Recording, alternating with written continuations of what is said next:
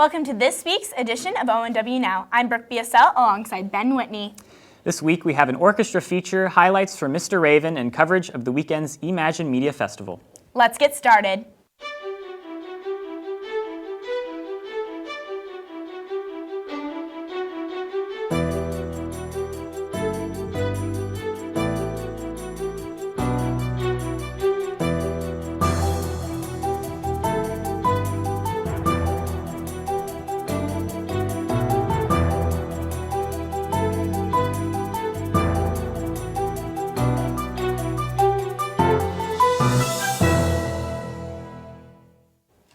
With prom quickly approaching, we know everyone will be giving it their all when it comes to asking that special someone to the biggest dance of the year.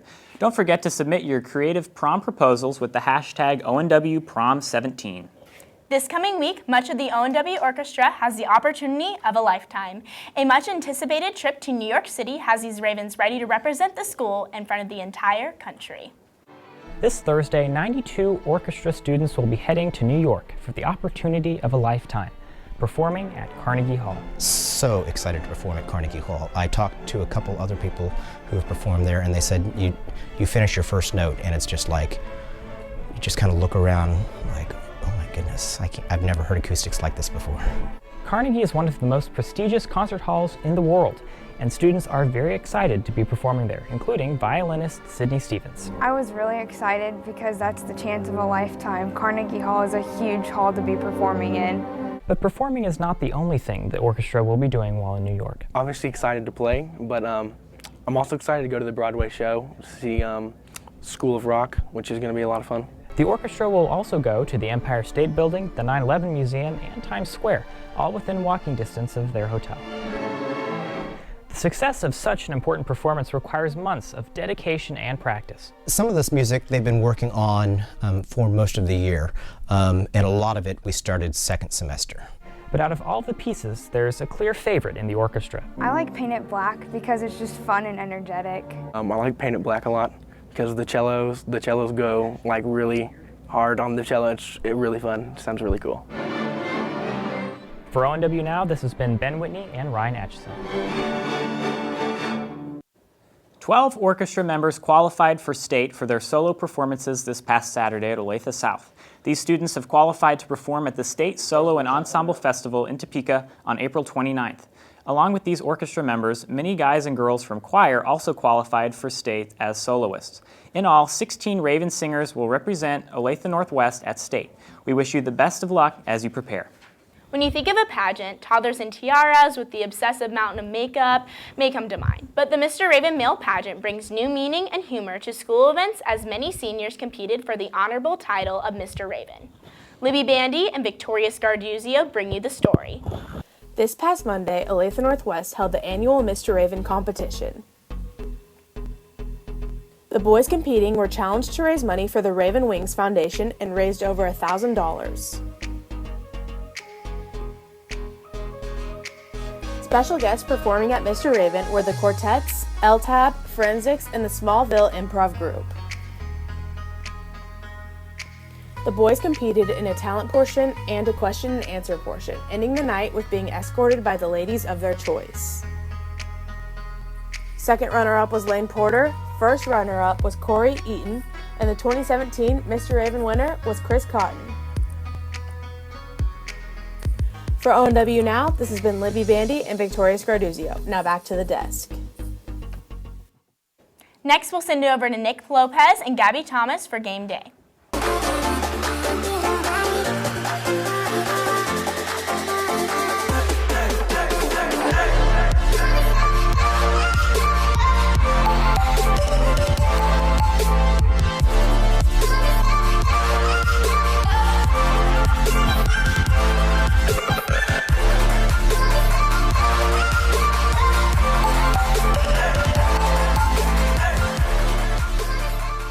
After getting off to a 5-0 start on the season, the baseball team looks to continue their great start against Shawnee Mission South last Thursday. Cooper Kate has the highlights. Yesterday, your Ravens looked to accomplish the school's best start of the season in school history. Mason Green took the mound and led the team, shutting out Lawrence for 6 straight innings. Brady Slavens had a monster home run to put the Ravens up 2-0 early in the game. Brady Walker then stepped up to the plate immediately after Slavens and also had a big hit. Nick Hegarty followed with another hit to get 2 on base. Great job, Ravens. Let's continue to make this season a historical one. From GameDay Northwest, this has been Cooper Kate. At 6-0, the baseball team is off to the best start in school history. Keep up the good work, boys. The always dominant girls softball team planned to stay on top last week against Free State. Alyssa Clinton, Ben Blades, and Will Vestal give you the recap.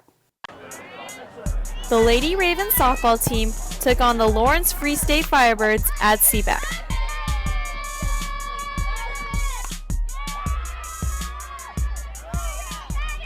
The Ravens had an offensive explosion, scoring 8 runs to win it, while the Firebirds were kept to their lone 4 runs.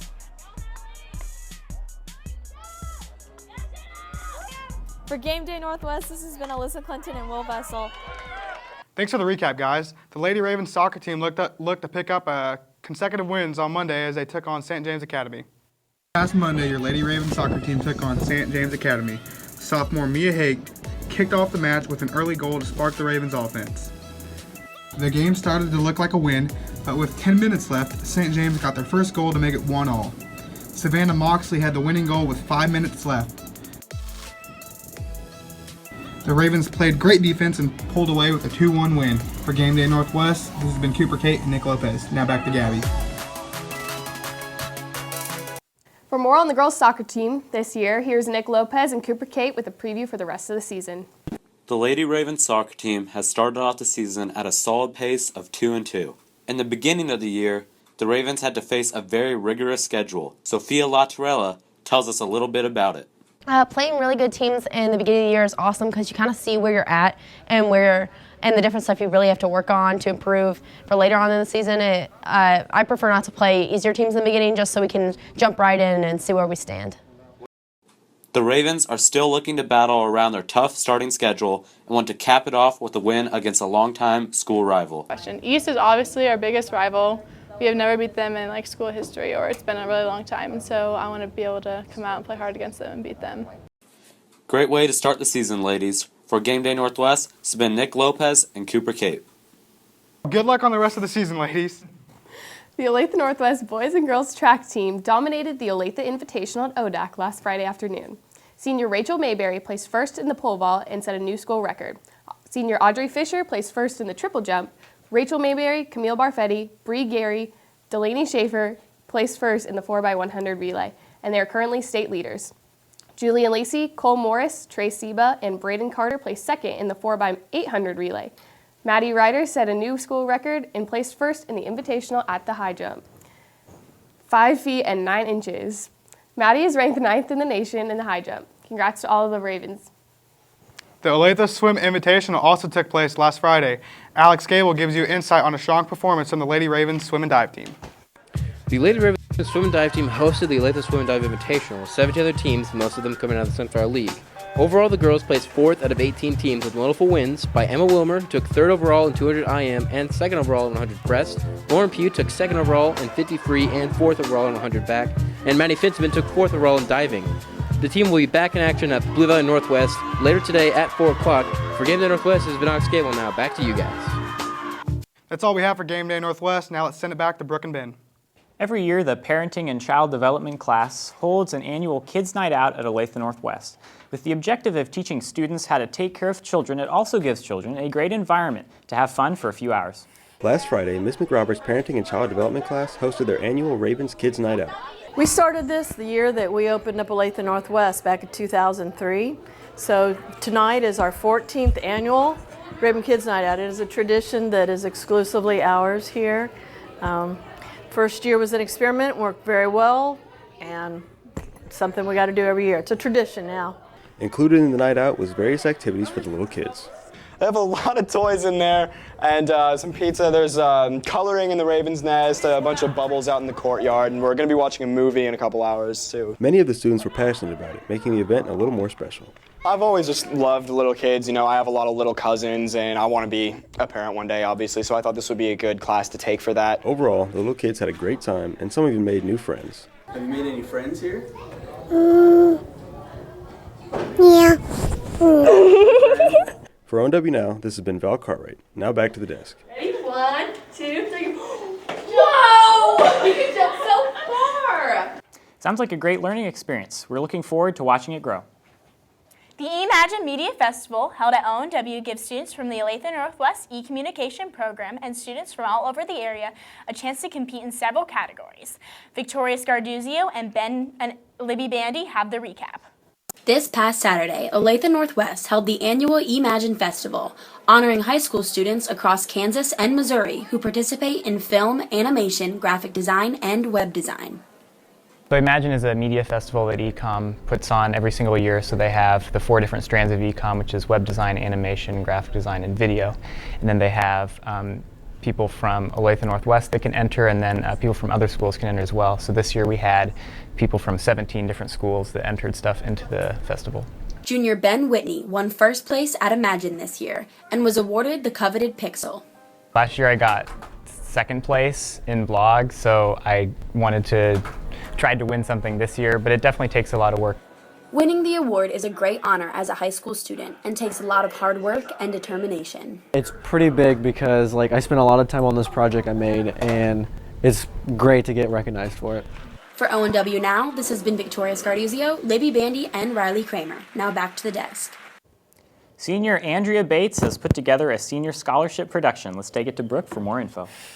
Beyond the Stage is a senior showcase created by senior Andrea Bates to showcase 11 amazing seniors to help a foundation or charity of their choice and to earn a scholarship to pursue music or theater.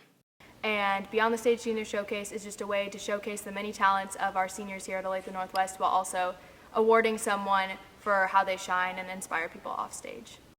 Come support these amazing seniors this Friday in the auditorium at 6 o'clock. Tickets are $5. For ONW Now, this has been Brooke Biasella. Now back to the desk. Come support your fellow seniors this Friday at 6. That's all we have for you this week. For Ben Whitney, this has been Brooke Biasella. Have a great week, Ravens.